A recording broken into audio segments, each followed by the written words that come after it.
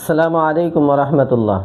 সম্মানিত ভাইরা, আমরা যারা রুকাইয়া শরঈয়া চিকিৎসা করি, আমরা কোন ধরনের সমস্যার জন্য রুকাইয়া চিকিৎসা করতে পারবো এবং কোন ধরনের সমস্যার জন্য রুকাইয়া চিকিৎসা করতে পারবো না, এটা জানার জন্য আমাদের জানতে হবে শরীয়ত কোন বিষয়ের ক্ষেত্রে দোয়া করার বৈধতা দিয়েছে এবং কোন বিষয়ের ক্ষেত্রে দোয়া করার বৈধতা দেয় নাই। কারণ রুকাইয়া তো মূলত দুনিয়াবি একটি দোয়া। এই দোয়া দুনিয়াবি যে সমস্যার জন্য করা যাবে সেক্ষেত্রে রুকাইয়াও করা যাবে, আর যে ক্ষেত্রে দুনিয়াবি সমস্যার জন্য দোয়া করার বৈধতা দেয়নি সেই সমস্ত সমস্যার ক্ষেত্রে আপনি রুকাইয়াও করতে পারবেন না। দুনিয়াবি দুটি বিষয়ের ক্ষেত্রে শরীয়ত দোয়া করার বৈধতা দেয়নি। দুটি বিষয় হলো আল্লাহ তাআলার বিধানের বিপরীত, আল্লাহ তাআলার নিজামের বিপরীত।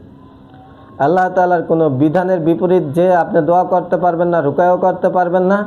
আল্লাহ তাআলার নিজামের বিপরীত যে আপনি কোনো দোয়া বা রুকাইয়া করতে পারবেন না। যেমন আপনার সামনে একজন লোক আসলো মামলা জাতীয় সমস্যা নিয়ে রুকাইয়া করার জন্য, অথচ সে নিজেই জালেম মামলার ক্ষেত্রে। এক্ষেত্রে তো তাকে আপনি রুকাইয়া করে দিতে পারবেন না। আবার আল্লাহ তাআলার নিজামের বিপরীতও আপনি রুকাইয়া করতে পারবেন না।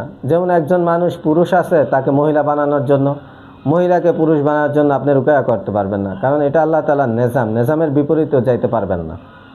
যাকে পুরুষ বানানোর আল্লাহ তাআলা পুরুষ বানিয়েছেন, যাকে মহিলা বানানোর মহিলা বানিয়েছেন। এই নিজামের বিপরীত যে আপনি কি করতে পারবেন না, রুকাইয়া করতে পারবেন না।